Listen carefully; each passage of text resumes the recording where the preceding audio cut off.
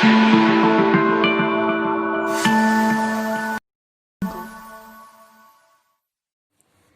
बच्चों, आप सबका स्वागत है मेरे यूट्यूब चैनल में रमा मैम क्लासेस में। और मैं आपकी रमा मैम।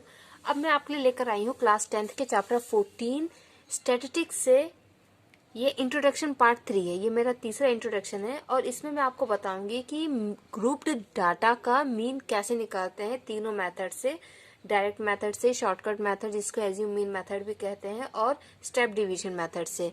और सिंगल सीरीज का मैं आपको बता चुकी हूँ, उससे पहले जो वीडियो है उसमें मैंने आपको बताया कि सिंगल सीरीज का इन तीनों मेथड से कैसे मीन निकाला जाता है। चलिए तो फर्स्ट हम देख लेते हैं mean of group data by direct method. तो यहाँ पे मैंने एक क्वेश्चन लिया है और ये क्वेश्चन आपकी एनसीईआरटी बुक से नहीं है, ठीक है। तो और लेकिन आप इस क्वेश्चन की हेल्प से या इस वीडियो की हेल्प से एनसीईआरटी के जितने भी क्वेश्चन है सारे सॉल्व कर सकते हैं, क्योंकि एग्जाम्स की डेट्स आ गई हैं और एग्जाम्स भी आने वाले हैं। तो आप इनको सॉल्व करना स्टार्ट कर दीजिएगा। बाकी मैं भी कोशिश करूंगी कि आपके एग्जाम से पहले सारे क्वेश्चन सॉल्व करके उनके वीडियोस अपलोड कर दूं। तो चलिए ये क्वेश्चन हम देखते हैं। What is the mean of weekly wages from the following frequency distribution. ये आपको वर्कर्स हैं, कुछ वर्कर्स हैं, उनको डेली वेजेस या उनको हफ्ते में, यहाँ पे हफ्ते में दिया है ना वीकली वेजेस, हफ्ते में कितना पैसा दिया जाता है, किसको कितना दिया जाता है, एक रेंज के अंदर ये आपको ये टेबल के थ्रू दिया गया है। 30 से 40 रुपए 10 लोगों को दिए जाते हैं, 40 से 50 रुपए 20 लोगों को दिए जाते हैं, 50 से 60 रुपए 40 लोगों को, और 60 से 70 रुपए 16 लोगों को, 70 से 80 रुपए 8 लोगों को, और 80 से 90 रुपए 6 लोगों को, ठीक है। ऐसे उन्होंने ये एक क्लास में, एक ग्रुप में डाला हुआ है कि इतने से इतने रुपए हम इतने लोगों को देते हैं, ठीक है। ये आपको एक चार्ट के थ्रू बता दिया गया है। जब इस चार्ट के थ्रू कोई चीज रिप्रेजेंट की जाती है तो वो समझने और पढ़ने में बहुत आसान होता है, इसलिए अधिकतर चीजों को इस तरीके से चार्ट में रिप्रेजेंट किया जाता है। अब हम इस क्वेश्चन को डायरेक्ट मेथड से सॉल्व करके आपको बताते हैं, ठीक है। तो इस मेथड में देखिए आपको यहाँ पे 1 2 3 4, ठीक है, 4 आपको रोज बनाने हैं और कॉलम आपको अकॉर्डिंग टू क्वेश्चन आपको कॉलम बनाने होंगे, ठीक है। तो अब फर्स्ट में आप क्या लिखेंगे, वेजेस इन रुपीज। आपको जो वेजेस दिया हुआ है क्लास इंटरवल में वो आप लिखेंगे। सेकंड में आप लिखेंगे नंबर ऑफ वर्कर्स, जिसको हम फ्रीक्वेंसी कहेंगे। और थर्ड में आप क्लास मार्क निकालेंगे। फोर्थ में आप एक्स आई और एफ आई, जो क्लास मार्क एक्स आई होगा, उन दोनों का मल्टीप्लीकेशन करेंगे। तो ये मैंने क्लास मार्क्स लिख लिए हैं, सॉरी वेजेस लिख लिया है। 30 to 40, 40 to 50, 50 to 60, 60 to 70, 70 to 80 and 80 to 90। और ये फ्रीक्वेंसी 10, 20, 40, 16, 8 एंड 6, ये मैंने फ्रीक्वेंसी लिख लिया है। अब ये जो क्लास मार्क है ये कैसे निकालता है, इसको हम निकालते हैं upper limit plus lower limit divide by 2, ठीक है। अपर लिमिट, ये upper limit and lower limit दोनों को ऐड करते हैं और 2 से डिवाइड करते हैं। तो देखिए 40 प्लस 30 कितना होगा, 70, एंड 70 डिवाइड बाय 2 35, तो ये 35 आंसर आ गया। Then 50 plus 40 90, and 90 divide by 2 45। पहले दो आप निकाल लीजिए। अगर आपके क्लास इंटरवल में सेम डिफरेंस होगा तो ये जो क्लास मार्क आएगा आपका एक्स आई, इसमें भी सेम डिफरेंस होता है। तो पहले दो आप निकाल लीजिए, आगे के आप अपने आप बिना सॉल्व किए भी एक एस्टिमेट के उससे निकाल सकते हैं, ठीक है, कि इतने का डिफरेंस है तो आगे ये भी होगा। तो उसके अकॉर्डिंग मैंने निकाल लिया 35, 45, 55, 65, 75 एंड 85। ये मेरा आ गया एक्स आई। अब इसको मुझे क्या करना है, एक्स आई को एफ आई से मल्टीप्लाई करना है। दैट इज 10 इंटू 35 आएगा 350, 20 into 45 900, 40 into 55 2200, 16 into 65 1040, 8 into 75 600, 6 into 85 510। इसको मल्टीप्लाई करने के बाद हमें ये सारे नंबर्स क्या करने हैं, ऐड करने हैं, समेशन करना है। तो इसको ऐड कर लिया, ठीक है। ये प्रोसीजर आपका डायरेक्ट मेथड है फॉर ग्रुप्ड डाटा। क्लियर, ये प्रोसीजर आपको करना है। अब इसमें देखिए क्या है कि हमारे पास ये वाली जो वैल्यूज हैं ये थोड़ी बड़ी आई हैं, ठीक है। तो इसका मल्टीप्लीकेशन आपको करना ही पड़ेगा, इसको ऐड भी करना पड़ेगा। तो यहाँ पे वैल्यू कितना है, 5600, ये बहुत बड़ी वैल्यू है, ठीक है। बट यहाँ पे थोड़ा सा लक ये है कि ये जो आपका समेशन ऑफ एफ आई आया ये 100 है, ठीक है। और 100 से किसी भी चीज को अगर डिवाइड करोगे तो बहुत इजीली वो हो जाता है। ओके, तो अब देखिए इसका फॉर्मूला क्या होता है डायरेक्ट मेथड का, जो सिंगल सीरीज में होता है सेम वही फॉर्मूला इसमें होता है। फॉर्मूले में कोई चेंजेस नहीं आते हैं। तो फॉर्मूला होगा आपका summation of x I into F I upon summation of F I. तो आपने यहाँ पे समेशन ऑलरेडी कर रखा है, ठीक है, 5600 आप ये वैल्यू रख देंगे डिवाइड बाय 100। तो ये मैं आपको समझाना चाहती हूँ कि 100 से अगर हम किसी चीज को डिवाइड करते हैं तो बहुत इजी होता है। तो ये यहाँ पे थोड़ा सा आपका अलग काम किया है कि ये यहाँ पे जो समेशन ऑफ एफ आई आया है वो 100 है। तो क्या होगा, 0 से 0 कैंसिल, आपका मीन कितना आ गया 56। डायरेक्ट मेथड से आपका मीन आया है 56। अब यही मीन हम आपका एज्यूम मीन मेथड, जिसको हम शॉर्टकट मेथड भी कहते हैं, और स्टैंडर्ड डिवीजन मेथड, उन दोनों मेथड से निकालेंगे और देखेंगे कि क्या यही वैल्यू आती है। ओके, तो देखिए सेम क्वेश्चन अब हम क्या करेंगे, mean of group data by assume mean method. उसी क्वेश्चन को अब मैंने एज्यूम मीन मेथड से आपको सॉल्व करके दिखाया है। ठीक है, तो इसमें देखिए जो पहले वाले जो डायरेक्ट मेथड है उसमें आपको 4 रो बन रहे थे, इसमें 5 रो बनेंगे, और जो नेक्स्ट वाला मेथड होगा उसमें 6 बनेंगे। ठीक है, एक एक रो आपका बढ़ता जाता है क्योंकि एक एक स्टेप बढ़ते जाते हैं। तो सेम इसमें भी हमने वेजेस लिख लिए हैं, 30 to 40, 40 to 50, 50 to 60, 60 to 70, 70 to 80 and 80 to 90। And number of workers 10, 20, 40, 16, 8 and 6। और समेशन ऑफ एफ आई हमको पहले ही पता है 100। अब यहाँ पे देखिए ये क्योंकि एज्यूम मीन मेथड है, तो जो एक्स आई की वैल्यू आती है जिसको हम upper limit plus lower limit divide by 2 करते हैं उससे निकालते हैं। ठीक है, मैं आपको फिर से बोल रही हूँ, upper limit plus lower limit divide by 2, 40 plus 30 divide by 2, 50 plus 40 divide by 2, 60 plus 50 divide by 2, 70 plus 60 divide by 2। इस तरीके से हम ये एक्स आई निकालते हैं। अब इसी में से जो मैंने अपना इससे पहले वीडियो बनाया है उसमें मैंने आपको बोला है कि आप इनमें से किसी भी एक वैल्यू को एज्यूम कर सकते हैं। ऐसा कुछ भी नहीं है कि आप इसकी जो मिडिल वैल्यू होती है उसी को एज्यूम करें, ऐसा कुछ भी कोई भी रूल नहीं है। आप इसमें से किसी भी वैल्यू को एज्यूम कर सकते हैं। मैंने इससे पहले वाले वीडियो में भी आपको बताया है, लेकिन उसमें मैंने क्या किया था कि आप से मिड वैल्यू को ही, या जो सबसे छोटी वैल्यू थी उसको एज्यूम किया था। ठीक है, इसमें क्या है कि ऑलरेडी ये असेंडिंग ऑर्डर में अरेंज है, तो मैंने इसकी फर्स्ट वैल्यू को एज्यूम कर लिया है जो सबसे छोटी भी है। ठीक है, फर्स्ट वैल्यू को एज्यूम किया है और फिर देखते हैं कि क्या आंसर आता है। अगर मैं मिड वैल्यू को एज्यूम नहीं करती हूँ तो क्या मेरे आंसर में चेंजेस आएंगे, क्या मेरा आंसर गलत आएगा, इससे आपका ये भी चेक हो जाएगा। ठीक है, मैं आपको फिर भी बार बार कहती हूँ कि इसमें से आप कोई सी भी वैल्यू एज्यूम कर लीजिए बच्चे, आपका आंसर में कोई भी चेंजेस नहीं आएंगे, ना ही आपके मार्क्स कटेंगे, आपका आंसर सही आएगा। तो देखिए d इक्वल टू क्या होता है, एक्स आई माइनस ए। ठीक है, d इक्वल टू क्या होता है, एक्स आई माइनस ए। तो यहाँ पे हम a को माइनस करेंगे एक्स आई से, तो 35 minus 35 0, 45 minus 35 10, 55 minus 35 20, 65 minus 35 30, 75 minus 35 40, 85 minus 35 50। अब देखिए अगर हम फर्स्ट वैल्यू को एज्यूम करते हैं ना, या सबसे छोटी वैल्यू को एज्यूम करते हैं, तो ये सारी वैल्यूज हमारी पॉजिटिव आती हैं।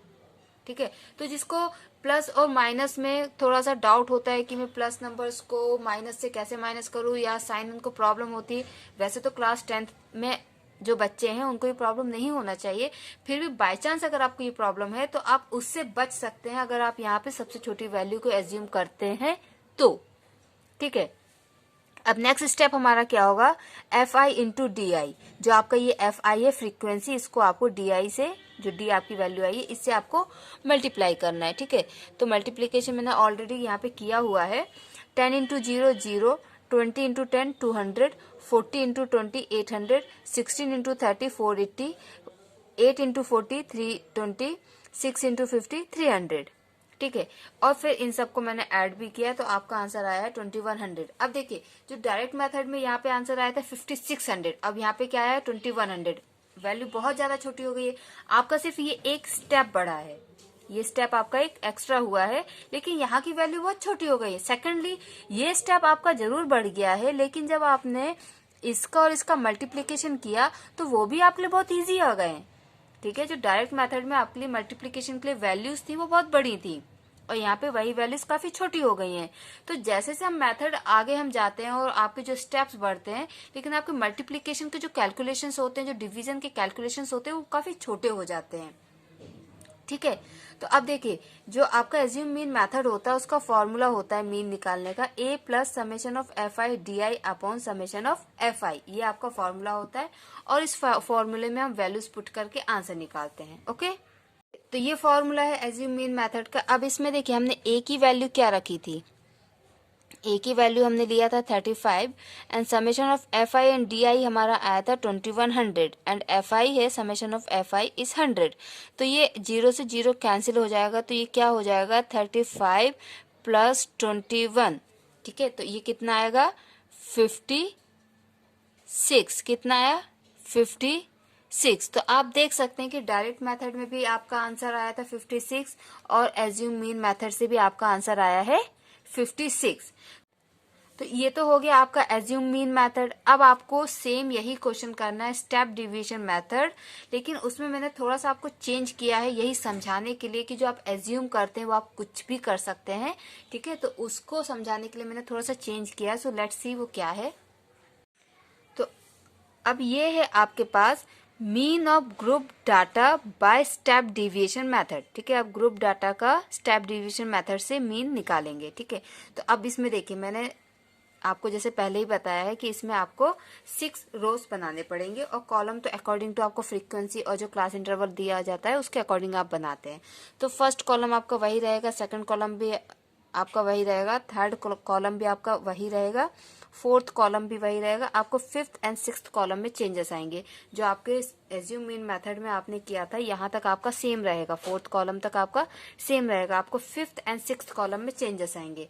एक चेंज और जो मैंने यहाँ पे किया वो ये है कि आपको एज्यूम मीन मेथड में मैंने A35 माना था, ए को मैंने क्या लिया था 35, लेकिन यहाँ पे अब मैंने ए को लिया है 85 लास्ट वैल्यू।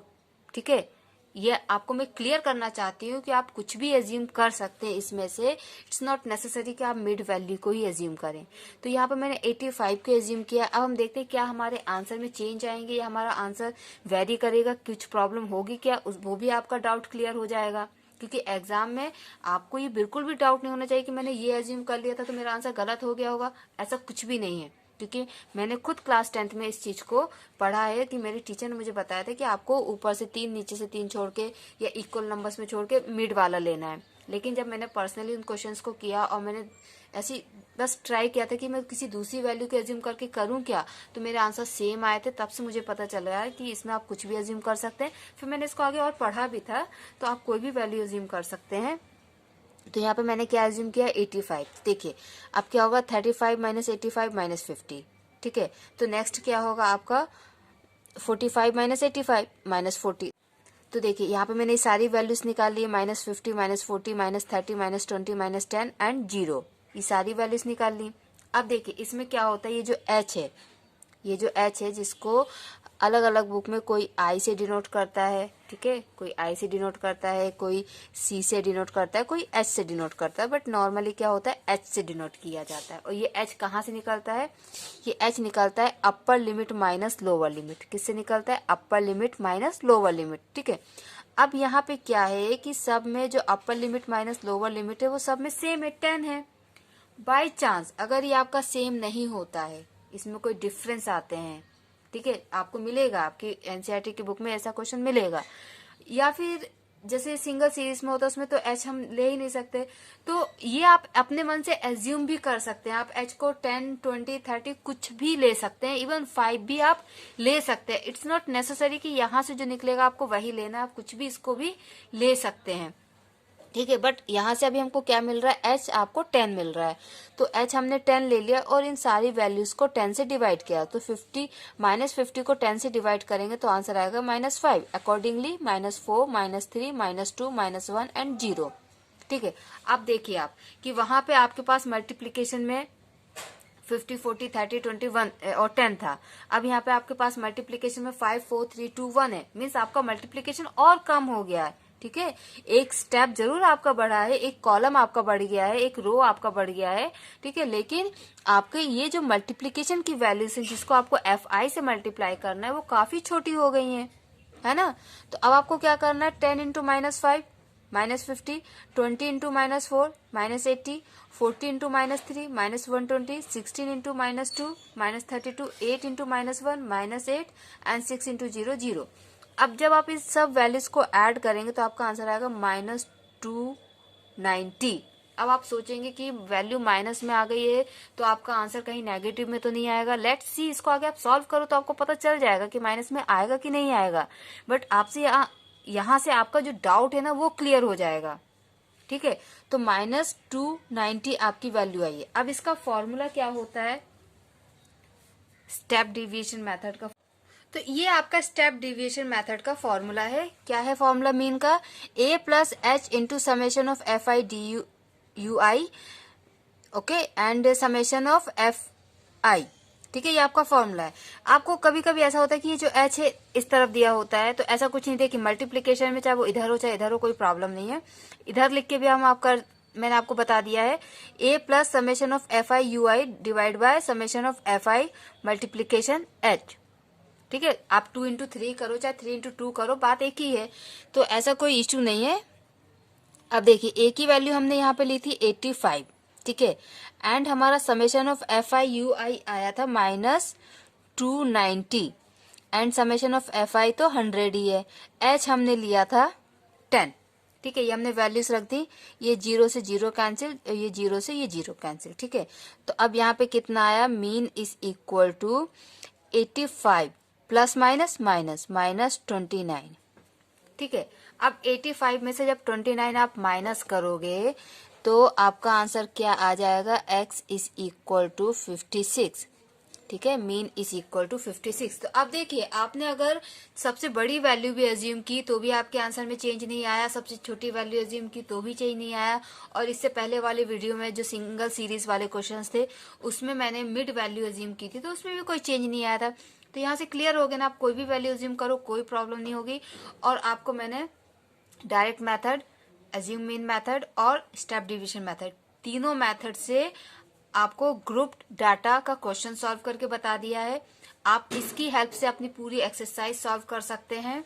ठीक है, बाकी मैं तो आपको एक्सरसाइज सॉल्व करके वीडियोस अपलोड करूंगी ही, लेकिन अगर कोई दिक्कत होती है तो आप इस वीडियो की हेल्प से अपनी एक्सरसाइज पूरी कंप्लीट कर सकते हैं। ओके बच्चों, पढ़ते रहिए। Thank you so much, bye bye.